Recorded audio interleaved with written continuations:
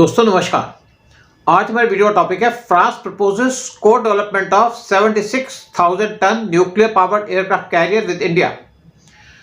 India ने decide किया है कि इंडियन नेवी के पास 3 एयरक्राफ्ट कैरियर होने चाहिए ताकि वो डील कर सके जो कंबाइंड थ्रेट है बहुत पाकिस्तान और चाइना की तरफ से।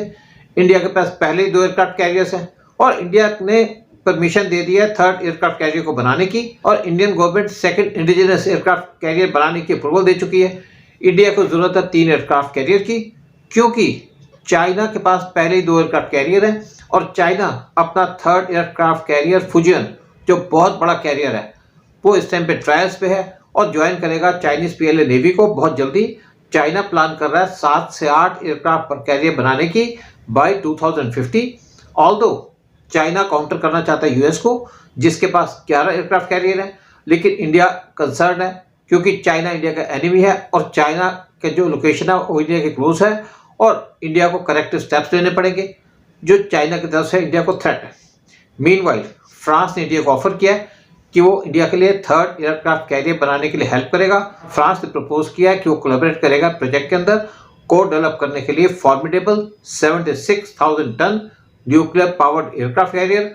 फ्रांस ने इंडिया को अश्योर किया कि वो इंडिया को हेल्प करेगा डेवलप करने के लिए nuclear powered aircraft carrier by 2030 जो फर्दर स्ट्रेंथन करेगा स्ट्रेटेजिक पार्टनरशिप इंडिया और फ्रांस के बीच में। जो प्रपोज्ड एयरक्राफ्ट कैरियर है ये रफली 305 मीटर लंबा होगा और इसकी बीम होगी 79 मीटर्स की और ये सिग्निफिकेंट अपग्रेड होगा इंडिया के करंट कैरियर कैपेबिलिटी से और इसकी डिस्प्लेसमेंट यानी कि इस एयरक्राफ्ट कैरियर की डिस्प्लेसमेंट इवन 78,000 टन तक पहुंच सकती है। जो इसकी फ्लाइट डेक है वो एक्सटेंड की जाएगी बियॉन्ड मेन हल जो प्रोवाइड करेगी एम्पल या सफिशिएंट स्पेस एयरक्राफ्ट ऑपरेशंस के लिए। इस एयरक्राफ्ट कैरियर की 17,000 स्क्वायर मीटर की फ्लाइट डेक होगी और स्पेशियस हैंगर होगा। कैरियर को डिजाइन किया जाएगा एकोमोडेट करने के लिए अप्रॉक्सीमेटली 30 रफाल और new generation fighter jets NGF और यहाँ पे सफिशिएंट स्पेस होगी डिप्लॉय करने के लिए 2 TE-2D Hawking's aircraft airborne early warning और कंट्रोल सिस्टम। साथ में यहाँ पे 6 मीडियम हेलीकॉप्टर्स वो डिप्लॉय किए जाएंगे डिफरेंट मिशंस के लिए और इस कोलैबोरेशन के अंदर एडवांस टेक्नोलॉजी दी जाएगी जिसके अंदर इंक्लूडेड है electromagnetic aircraft launch system EMALS और एडवांस अरेस्टर गियर AAG।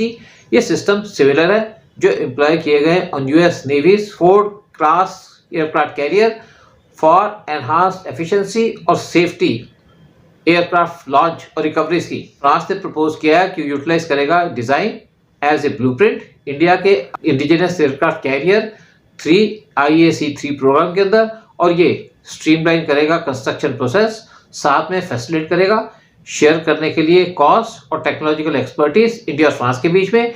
ये जो IAC-3 होगा ये होगा सक्सेसर ऑफ करंट IAC-1 यानी कि INS विक्रांत और जो प्लान्ड IAC-2 जो इंडिया बनाने की कोशिश कर रहा है और सिग्निफिकेंटली बूस्ट करेगा इंडिया की कैरियर फ्लीट। यानी कि फ्रांस इंडिया को प्रपोज कर रहा है कि इंडिया के पास 2 एयरक्राफ्ट कैरियर है, तीसरा इंडिया बनाने की बात कर रहा है और चौथे एयरक्राफ्ट कैरियर की फ्रांस बात कर रहा है और वो चाहता है इंडिया के पास 4 एयरक्राफ्ट कैरियर हो। फ्रेंच कैरियर को पावर किया जाएगा बाय 2 K-20 रिएक्टर्स जो इम्प्रूव वर्जन है K-15 मॉडल जो यूज किया जा रहा है French aircraft carrier Charles de Gaulle CDG के अंदर।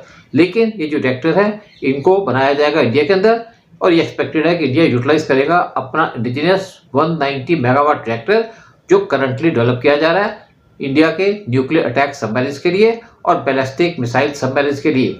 जो इंटीग्रेशन है ईमाल्स की ये एयरक्राफ्ट कैरियर को सिग्निफिकेंट ऑपरेशनल एडवांटेज देगी, लेकिन इसकी वजह से इंडिया को सिग्निफिकेंट फाइनेंशियल इन्वेस्टमेंट करनी पड़ेगी। इस न्यूक्लियर पावर एयरक्राफ्ट कैरियर को बनाने के लिए इंडिया को कंसिडरेबल टेक्नोलॉजिकल नॉलेज मिलेगी और एक्सपर्टीज मिलेगी, लेकिन इसके ऊपर कंसिडरेबल इंक्रीज होगी कॉस्ट की एयरक्राफ्ट कैरियर के ऊपर जो फाइनेंशियल बर्डन डालेगी इंडियन नेवी के बजट के ऊपर।